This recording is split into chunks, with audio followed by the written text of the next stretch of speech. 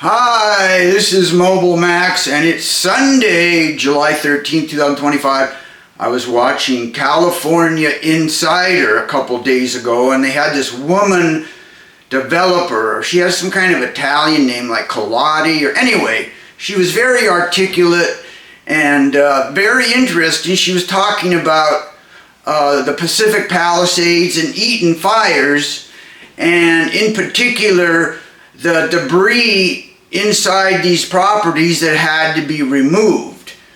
And the thing is naturally, before you can do anything, you got to get rid of all this toxic material and not only find a truck route to exit, but you got to find a landfill that'll accept all this toxic material. I imagine if you had to pay an independent contractor, it could cost you $100,000 or more, depending on how much debris they had to get rid of. But lo and behold, with FEMA and the Army Corps of Engineers, the Army Corps Engineers are excellent, very efficient, very organized.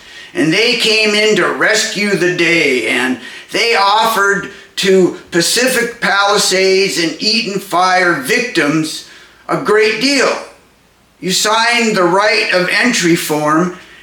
I mean, you have to authorize these people to come in and do their job, and we'll get rid of your debris. I mean, they wouldn't do anything. I imagine if you had like this huge mansion with underground shit, that they wouldn't do that. But for most ordinary properties, they would take away the material, including toxic material, and dig down 6 inches of dirt and remove that. They do it for free. Who would want not to do that? But as it turns out, and I've seen evidence of this because I saw a video yesterday of this guy driving around the Pacific Palisades area, and a lot of the people didn't opt in to get this debris moved out. Let me read in LA Times. It says, some 10,373 property owners completed right of entry forms authorizing the Army Corps and government contractors to work on their properties, while 1,698 opted out of the program, many because they wanted their own crews to perform the work. Now that's wholly unbelievable. Oh, no, I don't want this free service. I want to spend hundreds of thousands of dollars and do it myself.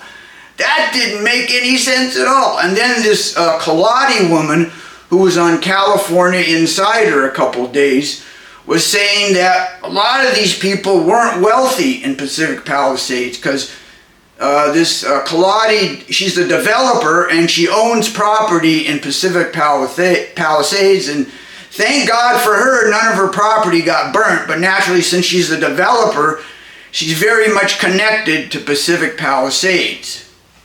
At any rate, her analysis of why only 50% of the landowners opted in to this incredible Army Corps of Engineers deal where they remove your debris and dump it in a landfill.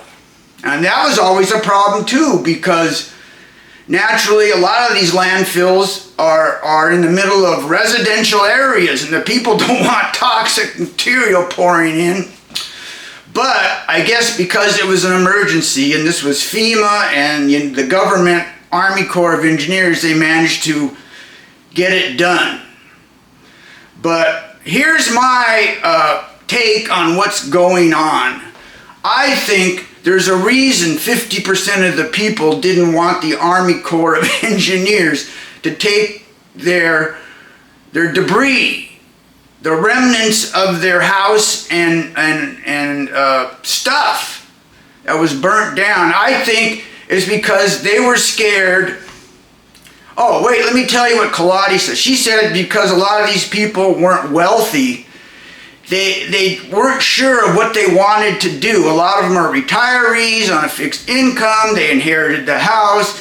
They didn't have enough money because a year ago, a lot of the insurers left. Pacific Palisades and California in general because of threat of fires. And as you know, we had many fires in the last 5 years. But that's another subject. Anyway, that was the analysis of this Kaladi woman, that people didn't know what they wanted to do, they were underinsured, they had to make decisions, and I guess the Army Corps of Engineers was just too fast. I think it started in March, just a couple of months after the fire. And by April 15th of this year, they gave an ultimatum. You had to opt in or opt out by April 15th. And I believe by June 1st, they were finished. And they left because they're organized and efficient. And they got it done and they left. So, but the remains are only 50%. And I believe the reason for this is only half the people opted into the debris removal plan because they were scared that the corrupt system would end up stealing their lots. I mean, you gotta know that Pacific Palisades is some of the most valuable property in all the world. I'm sure it's akin to like southern France and Riviera and stuff like that, even more valuable. So I'm sure they are inundated by many offers from many type of developers trying to buy their properties from them.